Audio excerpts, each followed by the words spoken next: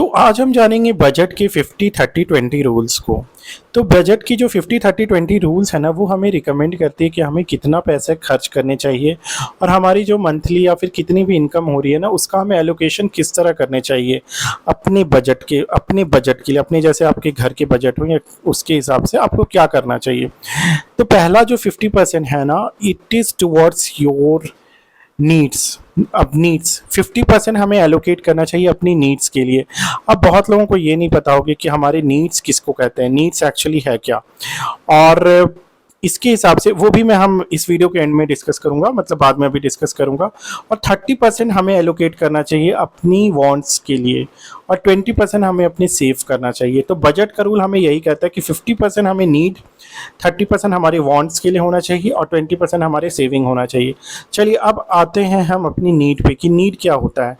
तो नीड ये होती है कि नीड्स का मतलब ये है, जैसे अगर मैं एग्जांपल के लिए बताऊं, जैसे आपकी यूटिलिटी बिल्स हो गए, आपके रेंट हो गए, आपके हेल्थ केयर हो गए, आपकी ग्रॉसरीज हो गए, इसको हम नीड्स कहते हैं कि इसके बिना हम रह नहीं सकते, इसके बिना हम नहीं रह सकते, तो इसी को हम नीड्स कहते हैं।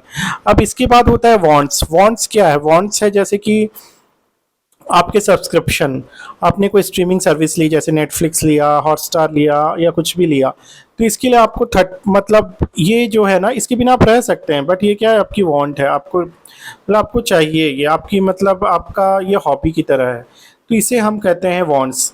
तो इसी तरह और भी कोई सप्लाईज फॉर हॉबी के लिए कुछ भी आप काम कर रहे हैं, उस पर आप कुछ खर्च कर रहे हैं, तो उसको भी वांट्स कर सकते हैं। आप रेस्टोरेंट में जैसे खाने जाते हैं या फिर कोई वैकेशंस जाते हैं, तो इसको हम वांट्स कहते हैं। तो इस पे आपको 30% ऑफ द मनी एलोकेट करना चाहिए और जो रेस्ट है 20% वो आपको अपनी सेविंग्स में डालना चाहिए।